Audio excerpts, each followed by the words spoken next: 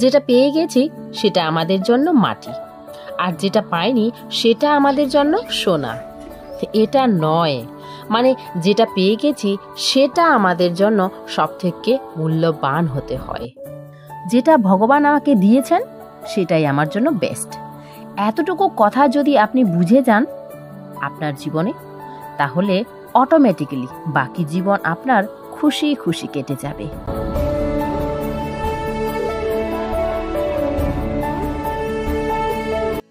কি কথাটা যদি ঠিক বলে থাকি বন্ধুরা, অবশ্যই কিন্তু কমেন্টে জানিও।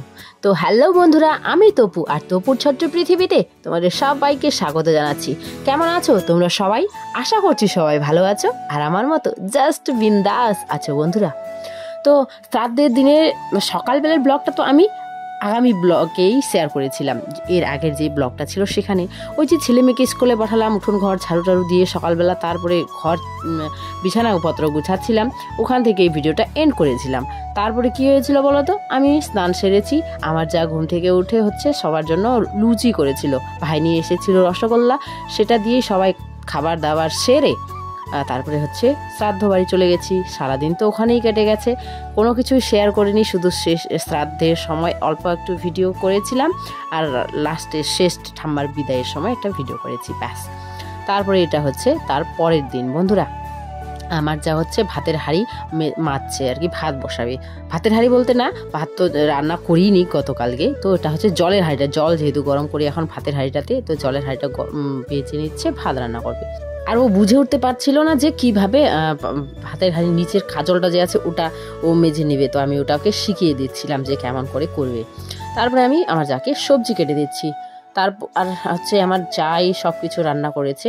আর তারপর কেন বলছি দেখো তো, ব্লগটা দেখতে থাকো বন্ধুরা, তারপরে বুঝতে পারবে যে কি হলো সারাদিনে আমরা দুজা মিলে কি করলাম, তাই না?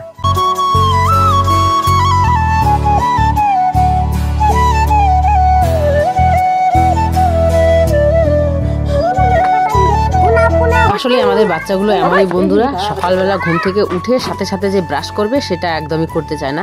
আমার ছেলে এমন, আমার মেয়ে আবার এমনটা না, কিন্তু আমার ছেলে আমার ভাস্তি, এরা দুজনেই সেম টু সেম, কারোর থেকে কেউ কম বেশি নয়, একই, দুজনেই সমান তালে চলে। আর দুজনেই এমনই, ঘুম থেকে উঠে সাথে সাথে ব্রাশ করবে না। এদের নিয়ে এটা একটা জ্বালা, কতবার যে বলতে হয় ব্রাশ করো ব্রাশ করো ব্রাশ করো। আর বাচ্চাদের এই বদমাশ বাচ্চাদের এই জেদগুলোর কারণে সত্যি কথা বলতে না, মাথা মেজাজ একদম কোনো কিছুই ঠিক থাকে না, হট হয়ে যায় সব কিছু তাড়াতাড়ি, তাই না? আর ইদানিং যেহেতু একটু কাজের চাপও বেশি চলছিল, কাজের চাপ বলতে এমনি তো দেখা গেলে কোনো কাজ নেই, কিন্তু খাওয়া দাওয়া বিশেষ করে ঠিক নেই না, সে কারণে আমার শরীর তো কত অসুস্থ বুঝতেই পারছো। এখনও পর্যন্ত আমার পুরো গলা ব্যথা, এখনও ঠান্ডা লেগে আছেই, কোনো কিছুই ঠিক হয়নি। কি আর করা যাবে, যাকগে, তবুও কাজ করতেই হবে, যেহেতু আবার বাড়িতে বাচ্চা আছে বন্ধুরা, বাড়িতে বলতে আমারই আর কি বাচ্চা আছে, যেহেতু মা হয়েছি, কাজ করতেই হবে। আর এগুলো সব কাপড় চোপড়, ছেলে তো প্রতিদিন কত নোংরা করে। আমার ছেলেটা একটু কি বলতো, নোংরা বেশি করে আর কি, ও ঘেন্না জিনিসটা ওর নেই বলে ও নোংরা কিছুতে হাত দেয়, নোংরা দিয়ে হেঁটে যায়, ও খুব আর যদি ঘেন্না জিনিসটা থাকতো তাহলে হয়তো ওগুলো থেকে একটু দূরে থাকতো, ওর ঘেন্না জিনিসটা একদমই নেই, ওই জন্য ছেলেকে নিয়ে আবার আমি পারি না বন্ধুরা।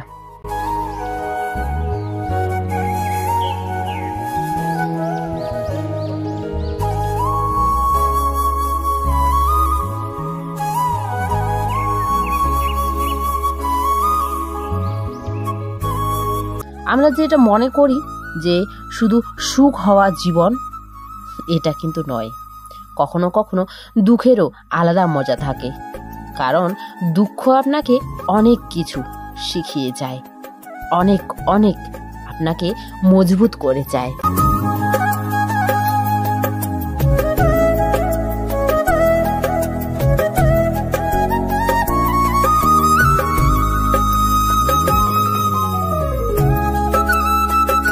কদিন ধরা এত ব্যস্ত ছিলাম, আর ব্যস্ত থাকলেও আমি ভিডিও করেই যেতাম, কিন্তু ভিডিও করার যদিও ছিল, এডিট করার সময় পাইনি।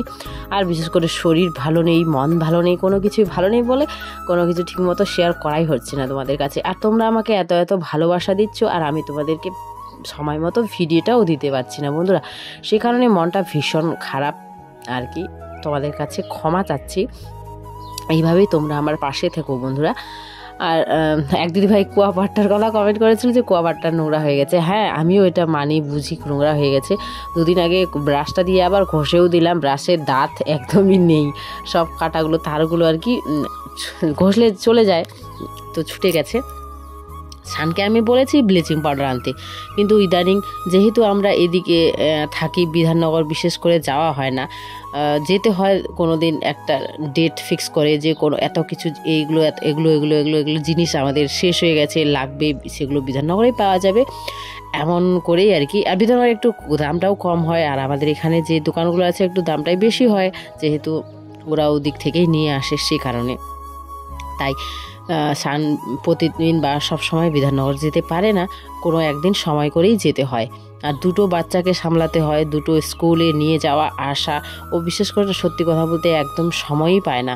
ওকেও দেখে আমাকে কখনো কখনো মায়া লাগে, কিন্তু কি করব, আমিও মজবুর খুব আমার শরীর নিয়ে। তো যাকে সংসারটা সামলাতে পারছি, বাচ্চাদের সামলাতে পারছি, এর থেকে আর বেশি কিছু চাই না ভগবানের কাছে। আমাকে যেমনটা আছে তেমনটাই সুস্থ রাখুক খালি, ব্যাস। তো সান যাবে কদিন পরে বিধাননগরের বন্ধুরা, তো ব্লিচিং পাউডার নিয়ে আসবে, তখন আমি কলপাটটা ঠিক করে নেব, মানে পরিষ্কার করে নেব। শ্যাওলা হয়ে গেছে, সেজন্য দেখতে নোংরা নোংরা লাগে। আর বিশেষ করে রান্নাঘরের জলটা ওখানে পড়ে, তো পুরো ছড়িয়ে ছিটিয়ে পড়ে না, ওই জন্যই বিশেষ করে নোংরা হয়ে থাকে। বাবা বন্ধ করে দাও মোটরটা।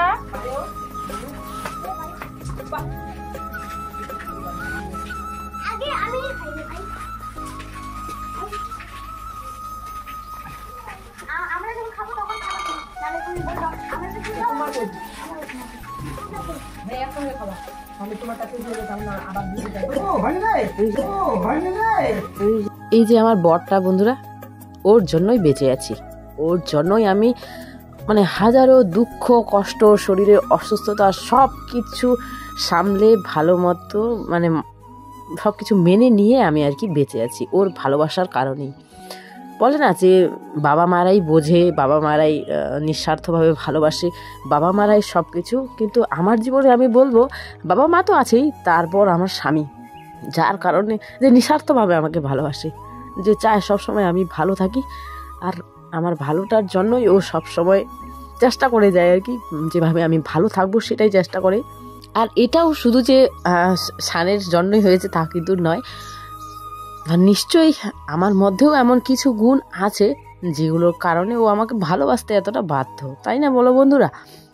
আমাদের বিবাহিত জীবনে আমরা 15টা বছর পার করেছি বন্ধুরা, তো 16 বছর চলছে এখন আমাদের। তো এত বছরে ও এটা বলতে পারবে না যে কোনো দিন আমি দুঃখের দিনে, দুঃখে কষ্টে যতটাই কষ্ট পাই, দুঃখ পাই, কোনো দিন ওর হাত ছাড়তে চেয়েছি বা ছেড়েছি, বা ওকে কোনো এমন কিছু করতে বাধ্য করেছি যেটা ও করতে পারবে না, বা এমন কিছু মানে আছে অনেক কিছুই আর কি।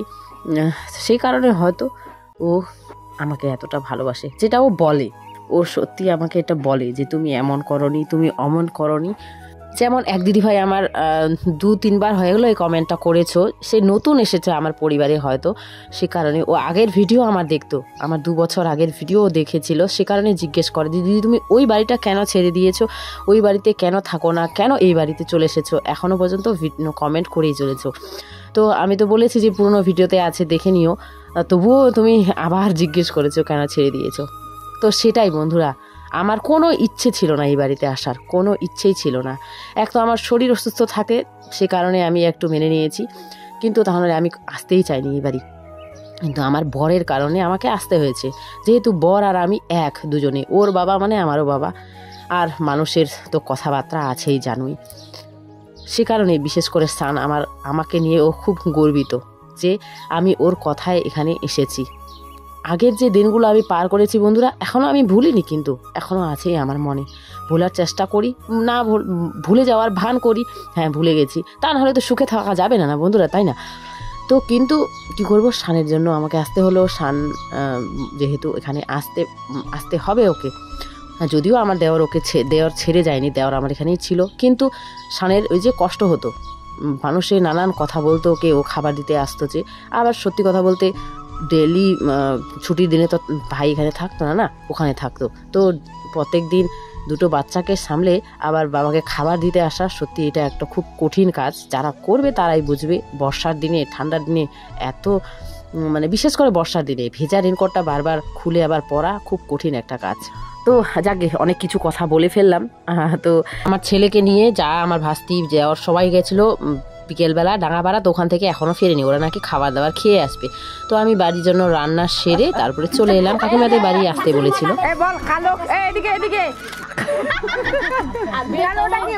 আসলাম তো এরা সবাই সবজি কাটাকাটি করছিল, আর এই একটা ছোট্ট ভাস্তা আমার দেওয়ারের একটা ছেলে, ও যা কথা বলছিল আর হাসাচ্ছিল সবাইকে, আমরা তো সবাই হেসে হেসে পাগল হয়ে পড়েছিলাম বন্ধুরা। তো এটা হলো শ্রাদ্ধের পরের দিন, দিনের বেলাও খেতে আসতে বলছিল, তো আসিনি, শরীর ক্লান্ত ছিল এক তো রাতেও আসতে বললো, সে কারণে এত কথা ফেলা যায় না, তাই না? তার জন্যই আসলাম একটু দেখা করতে, বাবাকে রান্না বান্না করে খাওয়াই তারপরে এসেছি। আর এই কাকিমারা, এই যে যা, এরা সবাই আমাকে খুব মায়া করে বন্ধুরা। সবাই বলে আমাকে বেশি কাজ করতে দেয় না বন্ধুরা। এতদিন যে এসেছি আমি, আমার শরীর যেহেতু অসুস্থ, সবাই এরা জানে, সবাই বলে তোমাকে এটা করতে হবে না, তোমাকে ওটা করতে হবে না, সবাই খুব মায়া করে বন্ধুরা। এদের ভালোবাসার মায়ায় আমি জড়িয়ে গেছি।